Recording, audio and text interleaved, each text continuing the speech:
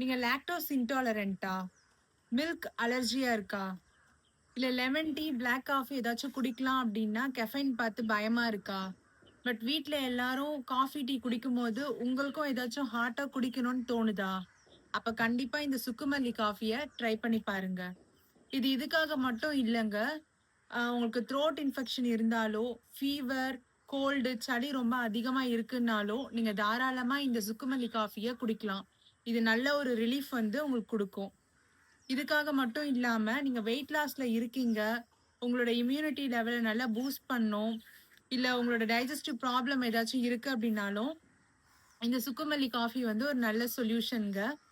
உங்களுக்கு சுக்கு அலர்ஜி இல்லங்கிற பட்சத்துல, நீங்க டெய்லி இத வந்து எடுக்கலாம். ஒரு சின்ன கப் அளவுக்கு.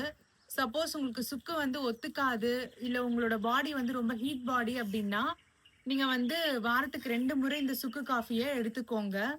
இது Amazonலயே ரெடிமேடா கிடைக்குதுங்க. அவன் வந்து அதுல அஸ்வகந்தா, திப்பிலி அந்த மாதிரி நெறைய ஸ்பைசஸ் போட்டு ரெடிமேடா விக்கிறாங்க. பட் என்னன்னா, அவன் ஆல்ரெடி அத வந்து ஸ்வீட்னர் வந்து ஆட் பண்ணிடுறான். பாம் ஜாகரி, பனவெல்லம் அந்த மாதிரியான ஸ்வீட்னர் வந்து ஆல்ரெடி ஆட் பண்ணியிருக்காங்க. சப்போஸ் உங்களுக்கு எந்த ஸ்வீட்னரும் வேணாம் அப்டின்னா, நீங்க வீட்லயே இத வந்து பிரிப்பேர் பண்ணிக்கலாம். 100 கிராம் சுக்குக்கு 50 கிராம் தனியா எடுத்துக்கோங்க. ஒரு 3 ஸ்பூன் மிளகும், 1 ஸ்பூன் ஏலக்காவும் எடுத்துக்கோங்க. ஃபர்ஸ்ட் இந்த தனியாவ நல்லா ரோஸ்ட் பண்ணிருங்க, வறுத்துருங்க. அதுக்கப்புறம் மிளகு ஆட் பண்ணுங்க. கடைசியா சுக்கும், ஏலக்காவும் லைட்டா போட்டு ரோஸ்ட் பண்ணிட்டு, அரைச்சு ஒரு கண்டெய்னர்ல ஸ்டோர் பண்ணி வச்சுக்கோங்க. உங்களுக்கு எப்போல்லாம் இந்த சுக்கு காஃபி குடிக்கணும்னு தோணுதோ, அப்பல்லாம் நீங்க வந்து இத வந்து ஆட் பண்ணி காஃபி வந்து செஞ்சுக்கலாங்க. இப்ப இந்த காஃபி எப்படி செய்யுதுன்னு பார்ப்போம். வாங்க. ஸ்டவ் ஆன் பண்ணிட்டு 2 கிளாஸ் தண்ணிக்கு 2 ஸ்பூன் சுக்குமல்லி காஃபி பவுடர் எடுத்திருக்கேங்க. ஸ்வீட்னருக்கு பனவெல்லம், ஜாகரி, ஹனி இந்த மாதிரி எது வேணா நீங்க எடுத்துக்கலாம். நான் பனவெல்லம் எடுத்திருக்கேன்.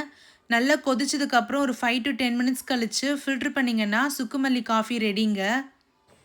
யம்மி! டேஸ்ட்டுமே அட்டகாசமா இருக்கும் இது.